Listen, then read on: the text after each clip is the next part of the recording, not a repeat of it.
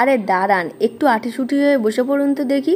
আজকে চিকেনের ফাটাফাটি রেসিপি নিয়ে চলে এসেছি। সবার প্রথমে চিকেন লেগ পিসগুলোকে ভালো করে পরিষ্কার করে নিতে হবে। তার জন্য একটি পাত্রের মধ্যে চিকেন লেগ পিসগুলো নিয়ে এতে হাফ চামচ লবণ, ভিনিগার আর জল দিয়ে ভালো করে পরিষ্কার করে নিতে হবে। দেখুন খুব ভালোভাবে পরিষ্কার হয়ে গেছে।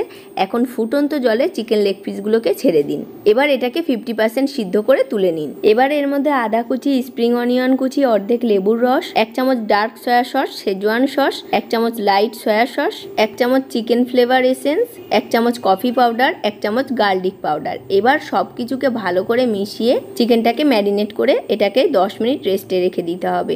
এখন এটাকে রান্না করে নিতে হবে। 10 মিনিট পর দেখুন একদম চিকেনটা পারফেক্ট ভাবে রান্না হয়ে গেছে। এখন একটু ঠান্ডা হলে এখন লেগ পিস থেকে চিকেনগুলোকে ছাড়িয়ে ওপর থেকে বাদাম কুচি আর সাদা তিল, স্প্রিং অনিয়ন আর শেষে ইমলির চাটনি দিয়ে চটপটা এই চিকেনের রেসিপি গরম গরম সার্ভ করুন পরিবারের সকলে মিলে। ভিডিওটা ভালো লাগলে পেজটিকে ফলো করে সাথে থাকবেন।